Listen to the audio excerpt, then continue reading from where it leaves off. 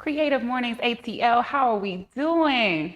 It's so good to see you all this morning virtually, but thank you all for joining us. I am Joan Lyric Leslie, spoken word poet out of Atlanta, Georgia.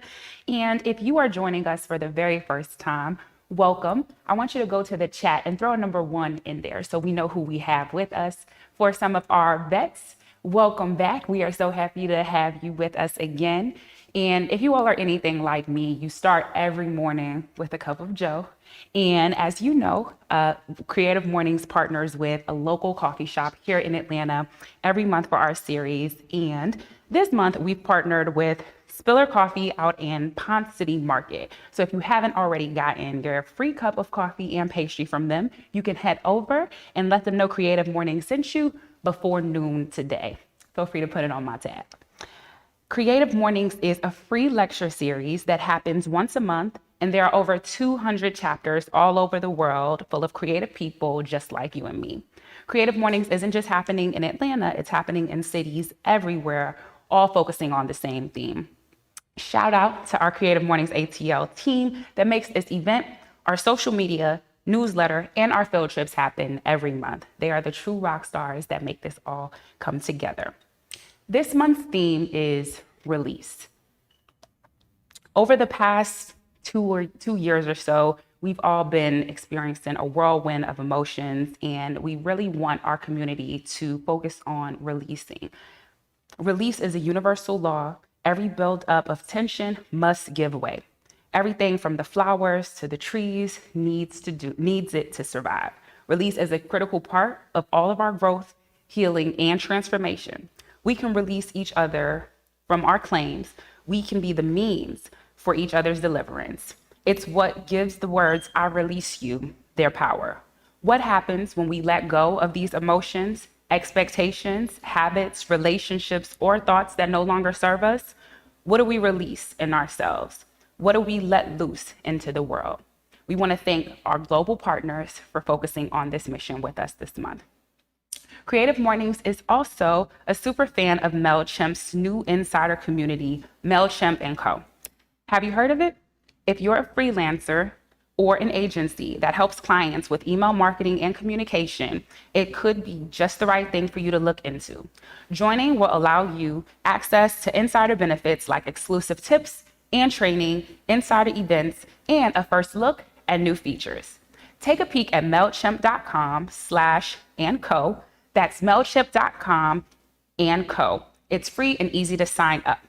You can learn more at MailChimp.com/&co, and it's key in the chat for you. Thank you to Skillshare also, our global partner for online learning. Skillshare is an online learning community helping millions to take the next step on their creative journey. Jonathan Van West is here to help you unlock your most centered and powerful self. Skillshare and Jonathan have created an actionable, inspiring class where you can create your own self-care playbook, a set of simple, practical tools to tune into your needs, release your fears, and show up as your very best version of you. You can take the class for free with 1 week free trial of Skillshare at Skillshare.com. You can take the class for free. Like I said, the link will be in the chat. Shout out to Off the Record. We'd like to thank our video partner, Off the Record, a Latina-owned organization that is the farmers market of organic content creation. We're able to stream to you today because of the magic of this team. Be sure to follow them on Instagram at OTR Creative and check out www.offtherecord.com. Today's performance is coming to you by the group Windlow. They are an alt-pop duo from here, Atlanta, by way of Anchorage, Alaska. The duo is comprised of husband and wife, Jacob and Chelsea Hamilton. Windlow, a palindrome of old, new, draw inspiration from many styles and eras in the music ethos, but continually return to their love for light harmonies and pop sensibilities. Welcome, Windlow.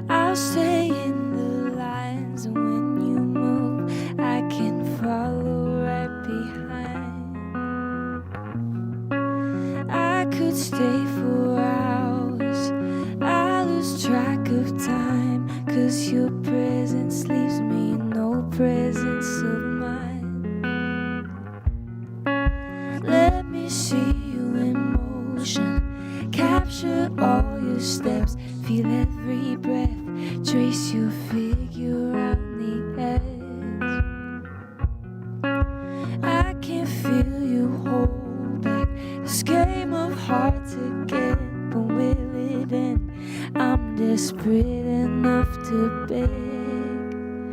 Got me working so hard for your love, fascinating me, turning me on. Come me closer, I can't get enough. I get lost just thinking of us. Only mystery I'm trying to solve. Tunnel vision, you're all that I want. Let me feel your heavenly touch, taking me up to a whole nother world. And I watch your eyes wander, take me where you go. I wanna know things only a lover knows. I can feel the distance, even when you're close. If you want me, baby, you don't let it show. Got me working so hard for your love, fascinating me, turning me on.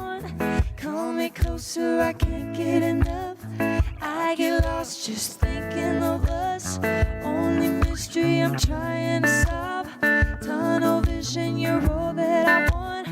Let me feel your heavenly touch, taking me up to a whole nother world. Let me be a shadow. Oh, just let me be a shadow. And let me be a shadow. Just let me be a shadow. Got me working so hard for your love, fascinating me, turning me on. Call me closer, I can't get enough. I get lost just thinking of us. Only mystery I'm trying to solve. Tunnel vision, you're all that I want. Let me feel your heavenly touch, taking me up to a whole nother world. Let me be your shadow, take me where you go. I wanna know things only a lover knows. Well, good morning to everyone out there. I would say after a year of doing these kinds of things online, not that we do a lot of them, but it has become a little bit less strange to play to a camera with no applause and no audience. But, you know, it's still different. We're getting used to it. It's still different. Anyway, we are, as Lyric said, we are Wendlow. My name is Jacob. This is my wife, Chelsea. And we're going to keep playing a couple more songs for you this morning. Hope you're having a beautiful and creative morning out there wherever you are. This is a song by one of our favorite songwriters, maybe one of yours, John Mayer. I'm the boy in your other phone, lighting up inside your drawing home, all alone, pushing 40 in the friend zone. We talk and then you walk away every day. Oh, you don't think twice about me. And maybe you're right to doubt me, but if you give me just one night, you're gonna see me in a new light. Yeah, if you give me just one night to meet you underneath the moonlight. Oh, I wanna take you, I wanna break through, I wanna know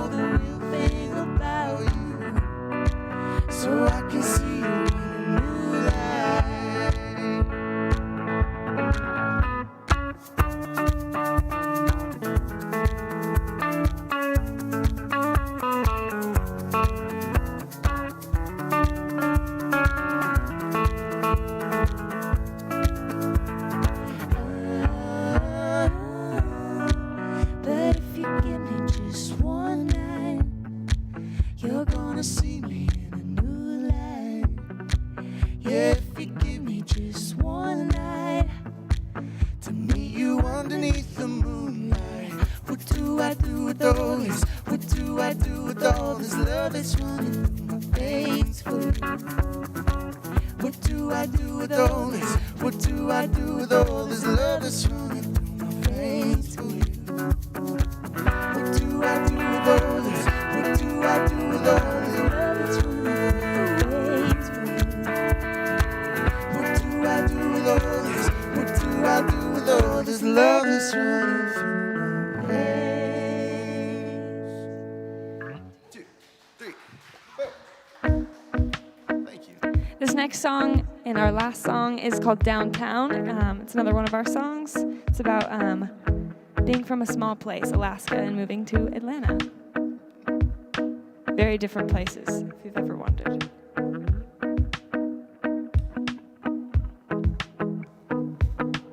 And I used to know what you wanted. A pretty face and bright blue rooms. And I'd have a seat on the staircase. You'd wash the dishes and hum this tune. Downtown, where the dreams that we made are still up for debate. Downtown, every scene and night coming straight from my mind. Downtown, where the dreams that we made are still up for debate. Downtown, every scene and night coming straight from my mind. And I've had this feeling for a while, the kind of try but can't ignore. I know we said and we meant it, but then the love became the chore. Downtown, where the dreams that we made are still up for debate. Downtown, every scene and night coming straight from my mind. Downtown, where the dreams that we made are still up for debate. Downtown, every scene and night coming straight from my mind.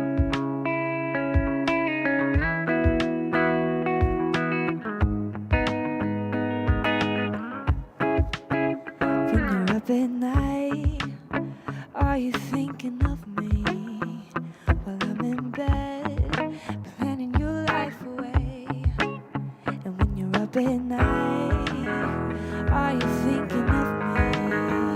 While I'm in bed, dreaming your life away.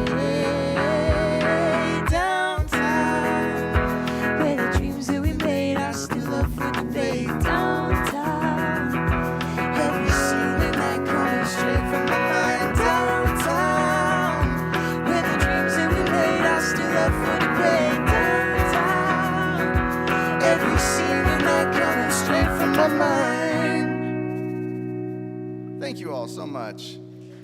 And have a great rest of your creative morning experience with us.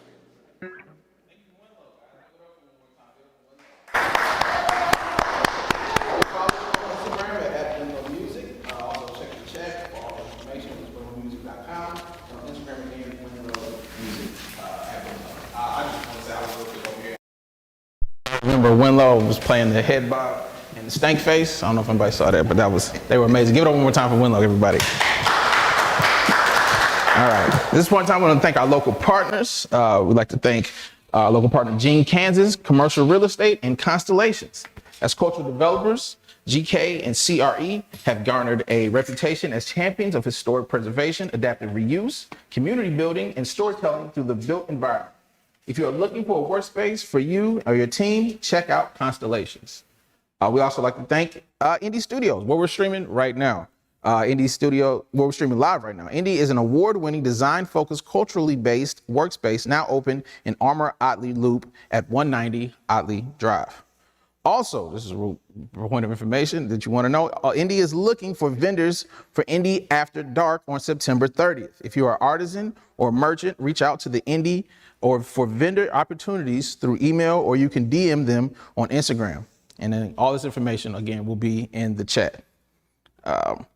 Let's talk about next month. Our theme for next month, ladies and gentlemen, our theme will be Dare. Make sure you save the date for our next month's theme is Dare. Will be September 24th. And at this point, we'd like to talk about our field trip. All right.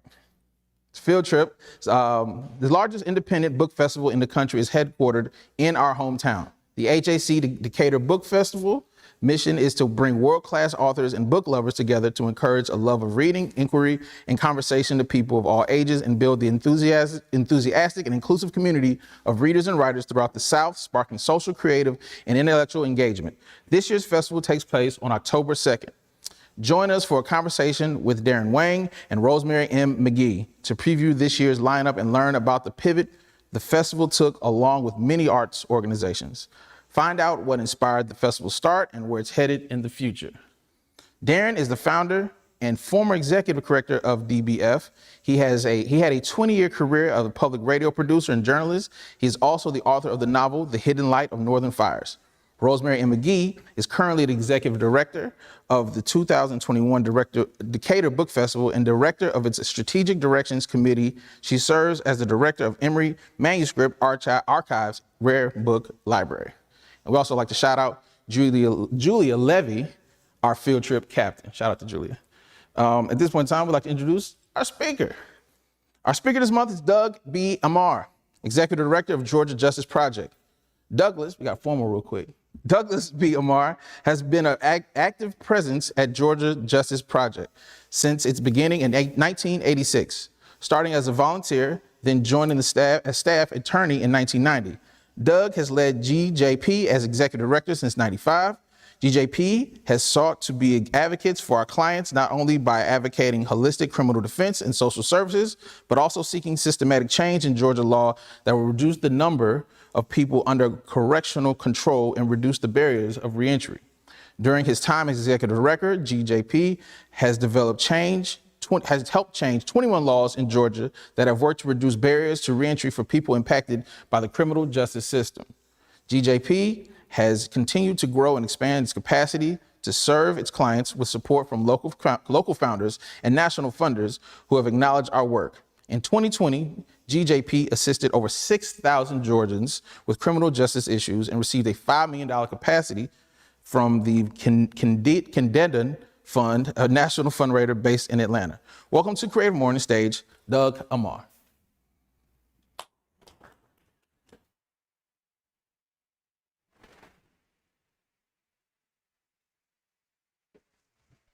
A great challenge to talk about the issue of release with regard to not only our work.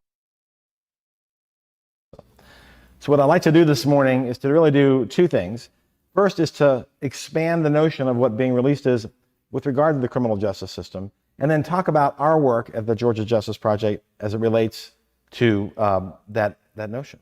So most of you are probably thinking the released idea when it comes to criminal justice is being released from jail or prison. Once you're arrested and you either go to jail, which you are, go to jail when you're arrested, or when you go to prison and being released from there. And that's true. I mean, that is a sense of release.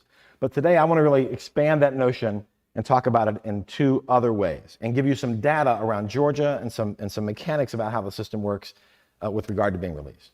So the next slide here shows in Georgia the raw number of people who are currently incarcerated. Incarceration talks about people who are in jail and prison.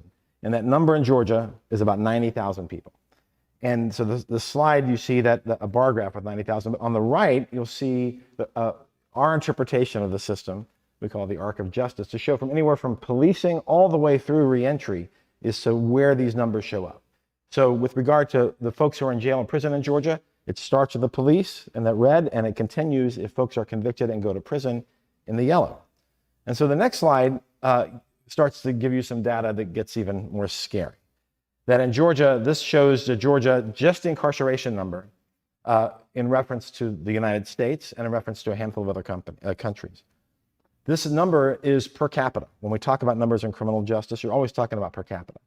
And many of you probably know that America leads the world in incarceration. We are the world's leader. We have 5% of the world's population, but we have 25% of those who are incarcerated. And that represents the US there. So you see Georgia, in reference to the United States, we far outpace the world's leader in incarceration. And you can see our Western country allies, if you will, and their incarceration rates. So you're starting to get the picture. This is not a good picture for Georgia. And the next slide really brings up another key part we always need to talk about, and that's the racial disparities in the system.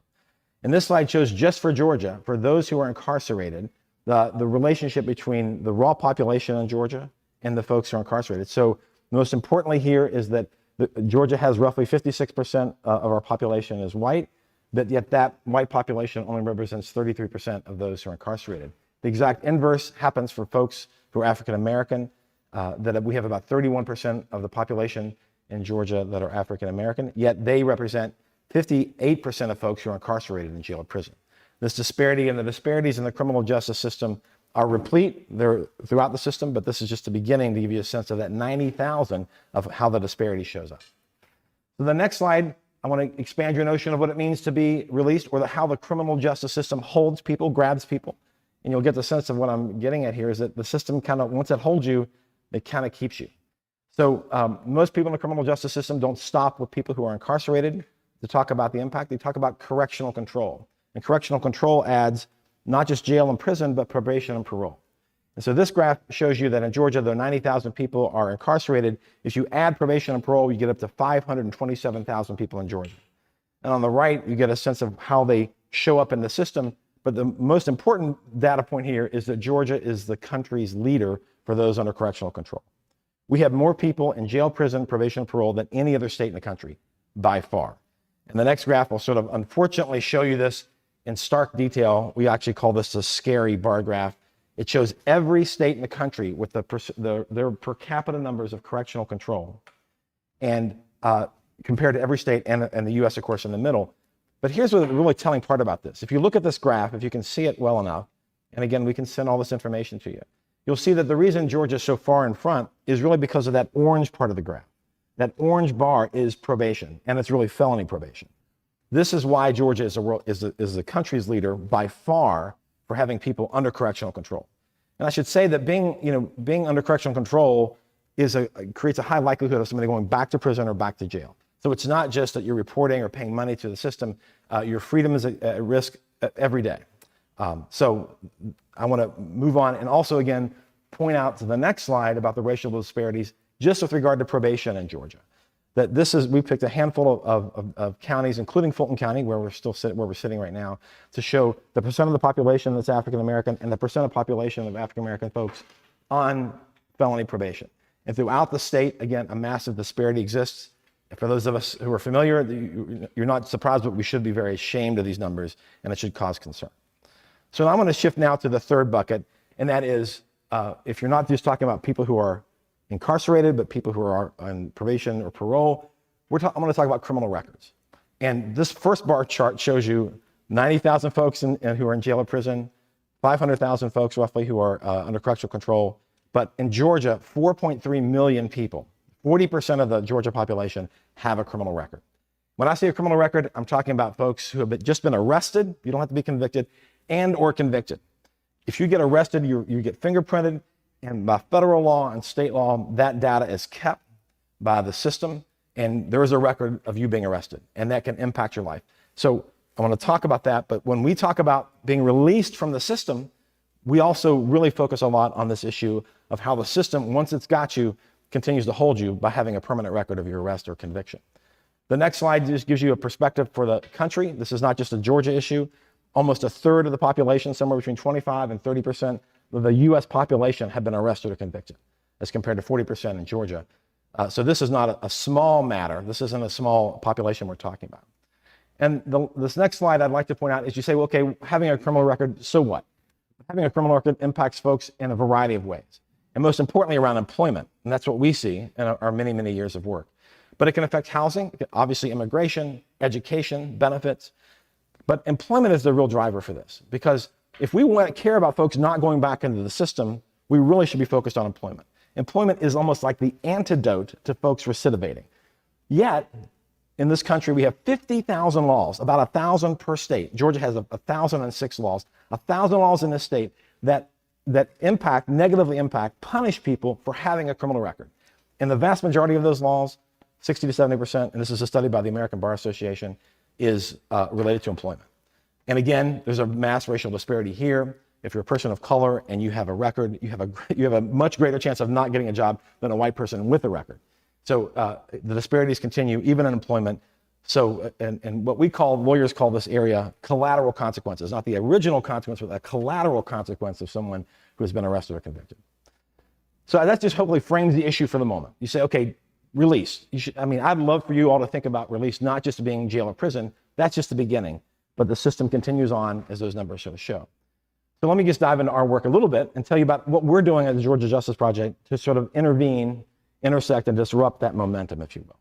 So I appreciate David's introduction. We've been around for 35 years, and we have about 30 staff. We have clients of about 1,000 folks a year, but we actually do, as David said, work with over 6,000 folks every year. And we have a ton of volunteer lawyers, on average, about anywhere from 150 to 300 lawyers who work with us. But I want to also mention a few individuals, cases, if you will, to give you a sense of what our work looks like. I want to talk about Ron, who was arrested for killing his uncle. And I want to talk about Shonda, who was arrested for selling meth. And I want to talk about Joan, who was arrested for killing her husband. Now let me dive into our work a little bit. What do we do about the issue of incarceration? The biggest thing we do on incarceration, and our longest serving work, is holistic criminal defense. Representing people free of charge on criminal matters like a public defender, but we're non-government and we don't totally independent.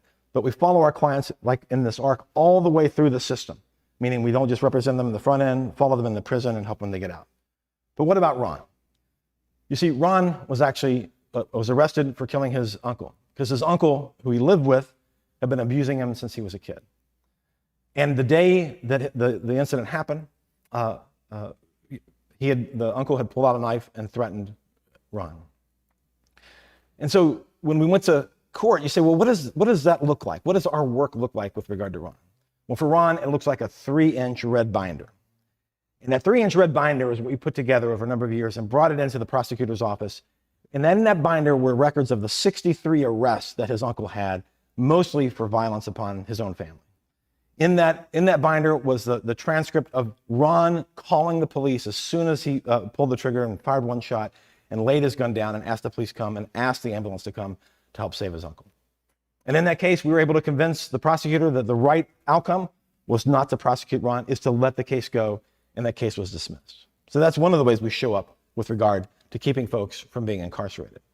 Now, the next slide really talks more about this holistic approach, our long-term approach, staying with our folks. We have social workers on our team that do an assessment of everybody we work with before we take them on as clients and stay with our clients long-term and their families. And this picture, if you will, we do 2 events a year that bring our clients and their families back together. It's been a bit awkward with COVID, but we still have tried. Actually, you can see, this is one of our COVID events. We do a back-to-school event every year, as well as a holiday/Christmas event to really help support our clients' families. So what we're really trying to do is build community and stay with our clients, not just in prison, and of course, not just in court, but long afterwards. So let me shift, and let me mention one more thing about restorative justice. Another initiative we're working on is to try to reduce the number of people who are being arrested, charged, and convicted. And our office is a big believer in restorative justice, and we have an initiative with hopes that we can launch a restorative justice center here in Atlanta so that prosecutors and judges and even police have another path than just either arresting, charging, and convicting someone, but really bringing the victim and the person who's charged together to create a healing opportunity. So let me shift now to talk about correctional control, the second bucket. Again, not just going from incarceration to who's under correctional control. And here I want to talk about Shonda. So Shonda was arrested for selling meth, but Shonda was no drug kingpin. She was an 18-year-old user. She had enough drugs that she was selling to support her habit. And she was looking at a massive amount of prison time, So when we got involved in the case, our goal was to get her into treatment, not jail, not prison. It took a while, the better part of 2 years, but we were able to convince the judge and the prosecutor that to think about Shonda in a 3-dimensional way, not just punishment, but think about her. Who is she? How did she get here? What are her needs? And how do we stop this from happening again? And we were able to do that and really achieve an outcome that is that she's been in treatment now for over 2 years and is doing well. But that's the kind of intervention we like to work on as part of our work. Now let me shift a moment to talk about some of our policy work in this area around correctional control. And one of our biggest wins actually just happened this year is a bill, we just call it SB 105. And if you go back to that big bar chart, the scary chart with the orange part, you'll remember that Georgia has the largest number of people on probation in the country. And the question is, how do we reduce that bar chart down? So this bill that we got through that went into effect in May of this year aggressively attacks that issue. and allows people, the almost 200,000 people in this slide who are on felony probation, it creates a direct path for them to get off probation if they haven't gotten in trouble for 3 years. And so, the nice part about this bill is it's almost automatic in the sense of the Department of Probation, Department of Community Supervision, files the paperwork. When they recognize someone has done well, they put the paperwork right in front of a judge, and then they ask a judge to let someone off probation. In another case, we just got the word yesterday, one of our clients, after being on probation for 15 years, or originally for 15 years, we were able to cut his sentence down, and he just got off probation yesterday after we intervened with him after 10 years. And this bill has a big impact. It affects about 50,000 people in Georgia, and it will save the state. The estimates are about $34,000 in supervision costs. And lastly, with regard to correctional control, let me just mention our work at the, what we call it MRF. It's a new prison in Georgia, the Metro Reentry Facility, right off Moreland Avenue. And this prison is solely focused on reentry, which is, I'll say, is a bit unusual for the Department of Corrections to focus on reentry. They started 3 years ago. We've been out there for 3 years. And our team of about 4 lawyers and one of our social workers have been out there helping remove barriers to reentry before people get out of prison. It's a pretty novel approach, and it's fascinating work. It's also leading us to sort of some significant policy work, particularly around suspended driver's license and probation reform. It's been amazing work that we hope that we can translate the 200 plus people we work with last fiscal year in that arena into some policy changes that will affect thousands throughout Georgia. All right, so lastly, let me talk about reentry. And this actually is the biggest part of what our organization does these days, and that's criminal record work. So let me talk about Joan. I mentioned Joan killed her husband, and she killed her husband because he had been abusive, and when she pulled the trigger and killed him the day she did, she was afraid for her life.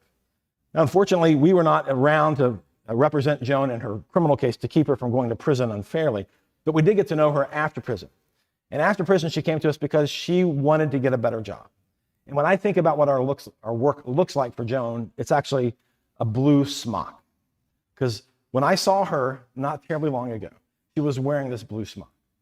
And she came to the office, and she was so proud of it, and she kept tapping her left shoulder where this insignia in the blue smock was. And there was some event, and I finally got to talk to her, and I asked her, what's going on? She's touching this insignia on her blue smock.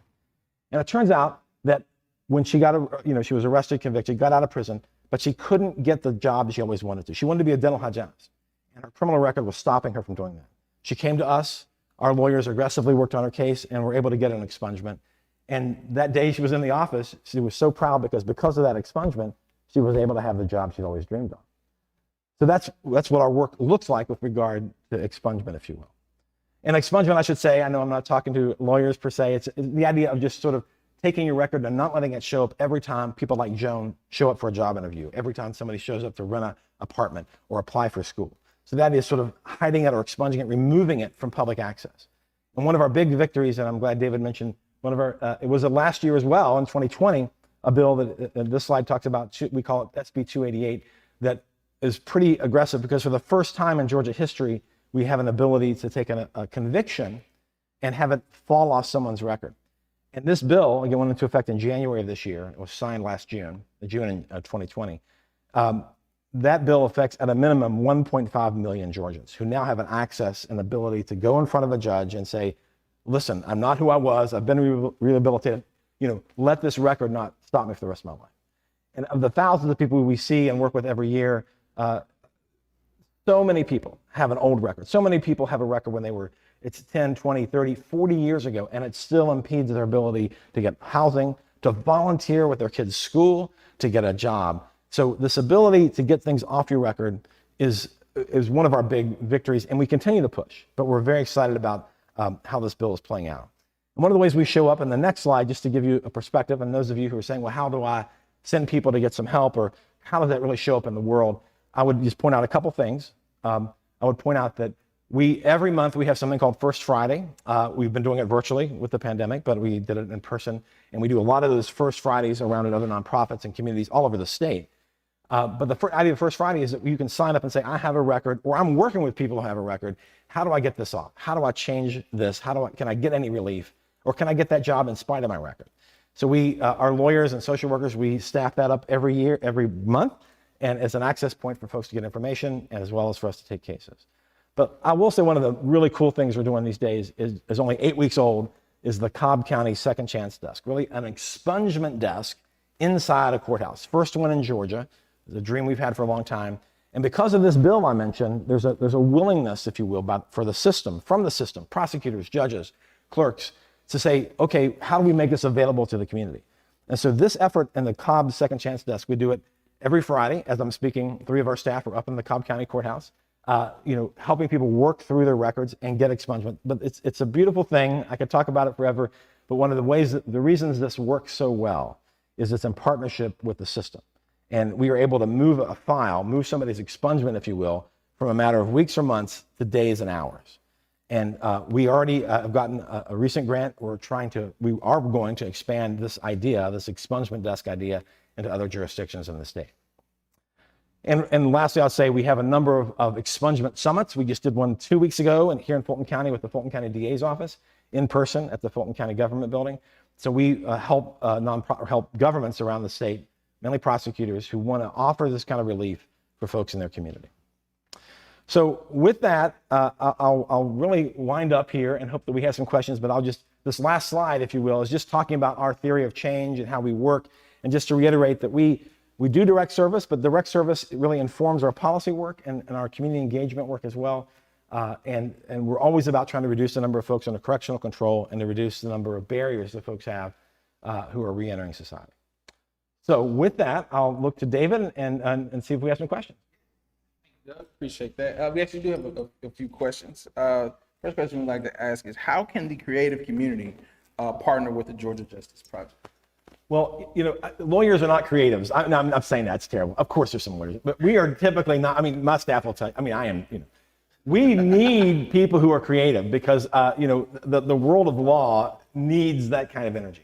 You can see by the information I presented in the ways we're trying to tell both the stories factually, narratively. We need help all kinds of ways, from graphic artists to storytellers to folks who can help us.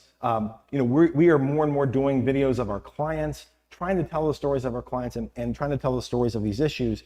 We could use all kinds of help.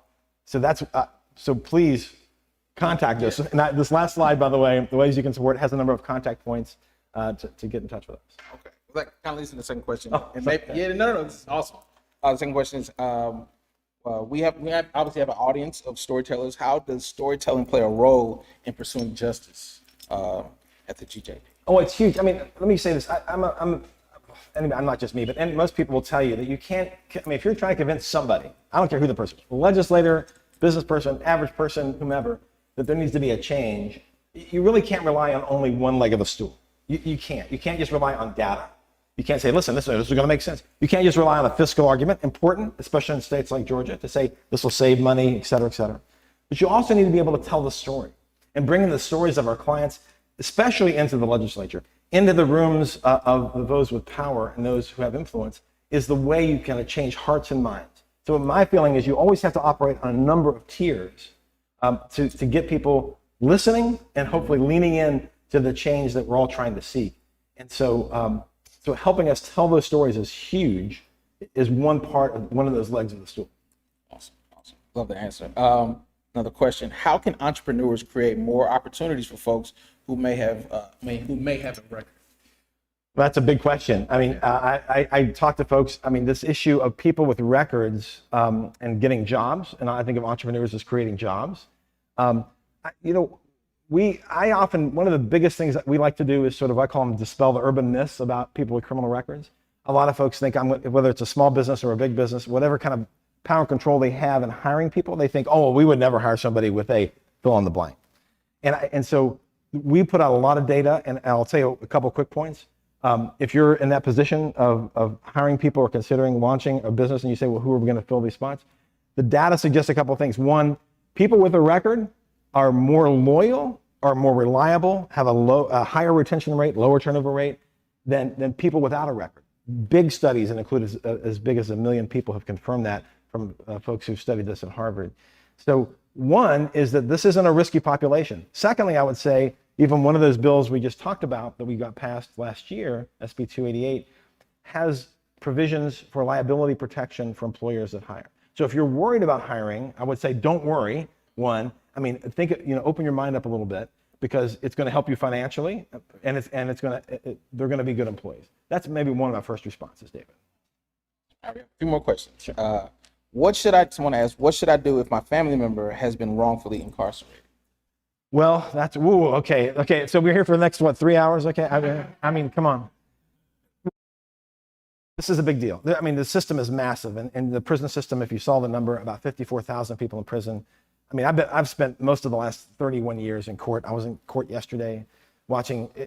It's so easy. It's so easy to get convicted, and it's so easy to get incarcerated, and it's really, really hard to get out. Unfortunately, in Georgia, there aren't too many groups who are there to help. I mean, if somebody's wrongfully convicted, I mean, one of the main groups out there, of course, everybody knows the Innocence Project, but they're only based, and I love them, they're friends all over the country, but they only work on DNA evidence or scientific evidence. Can we prove through a scientific fact that this person is innocent? And that's great, but it affects a small percentage of those 54,000 people. There are one of the best ways, I think, is sometimes you get somebody in the family gets involved too late in the case, so that the real remedy is actually the parole system, the pardon and parole system. And families and communities can have a big difference with regard to helping somebody get parole. Now, that isn't getting exonerated, but it is getting them out of prison. There's also a movement, I will say this too, Georgia has its first conviction integrity unit inside a DA's office, a district attorney's office in Fulton County. More and more counties are talking about that. So even prosecutors are developing mechanisms, and the woman who runs it for Fulton is a friend of mine, and we go back many years, but they are developing processes so they can get people out of prison who are wrongfully convicted. So that's really pretty amazing. We've seen more and more DAs, prosecutors around the state, who folks have been in prison 10, 20, even 30 years, are saying, wait a second, even if it's not DNA evidence, scientific evidence, is there a just outcome to get this person out? So there are a few methods. I think they're opening up more, and I think as a community, we can put more pressure on the prosecutors, who really hold the keys to the kingdom, and the pardon and parole board. Final question is actually my question. So I was reading how you had 21 laws changed, and I like to try to inform, trying to inform people. Is there any law that people should be aware of, or law that you're working on and say, hey, take note of this is happening, or we're working on this? I don't play softball, but that's an underhanded pitch right there. That's like let's go. So every year we try to really focus on 1 to 3. I mean, we're a small organization, and we can't take on a wide breadth of policy in any one given legislative year. We have 3 focus points this year, and one of them is around. You heard me talk about driver's license. I didn't give you any numbers on that. In Georgia, 200,000 people a year get their driver's license suspended because of debt. And in that prison we work in, basically half the population of that prison have their driver's license suspended because of debt. These are people in prison who have no money, and they can't get their they lost their driver's license because of debt, and now they can't get it back. We've gotten way deep in this issue. That's one area that we're trying to change. We actually have partners like the Georgia Chamber of Commerce and the Metro Chamber of Commerce who are helping us, as well as other companies, because companies see this as a barrier to employment, and it is. So that's one big piece. Second big piece we're working on is occupational licensing. So if you can't get a job sometimes directly, then a lot of folks will go get a nursing certificate or become a barber. All those things have to be licensed by the state. And if you have a criminal record, that is a huge barrier to that. And the law on this, we did get some change 5 years ago, but we have representing folks all over the state who keep getting denied licenses because of even just an arrest, even people who are not guilty. These boards, of which there are many, almost 100 boards in Georgia, they deny folks. And so we got to change that law. And the third thing I would say is always around expungement. We continue to push the idea that if you've been convicted of something in your past, that shouldn't determine your opportunity for the future. And too many times that's exactly what happens. So one of the things we're trying to do is to keep pushing through to expand the opportunity. So if somebody even is convicted of what most folks would say is a terrible thing or a violent felony, people make mistakes, especially when they're young. And if someone is not that person anymore, they've changed, they've rehabilitated, the system ought to acknowledge that and create a path for them to rejoin society, particularly around employment, because that's going to be the key. So we're trying to expand that. That's one of our big things that we will continue to push around felony convictions for folks in Georgia. Final question. Oh, yeah. You handled them so wonderfully. This is a real simple question. How can people join First Fridays? So hopefully on this last site, we have you go to our website, there's a sign in for First Fridays. We manage folk. with the pandemic, actually, we used to limit it to 30 or 40 people. We have a space in our building we could handle. Now we have folks coming from all over the state virtually, and I think there's less of a limit. But we also want to be able to talk to people one-on-one and use our volunteer lawyers as well. So if you go to our website, I shouldn't know exactly, but if you type in First Friday at our website or First Friday Georgia, there's a sign up. There's also a number you can call if you want to just call the number and say, get me on the list. We do have it's not open, we don't open up for 500 people at any one time, but we do create spots and there's ways to do it. Thank you, Doug. Thank you. The information you had. Thank you, Creative Mornings family. Appreciate you guys. Give up one time for Winlow for performing. And everybody have a safe and wonderful weekend. Thank you.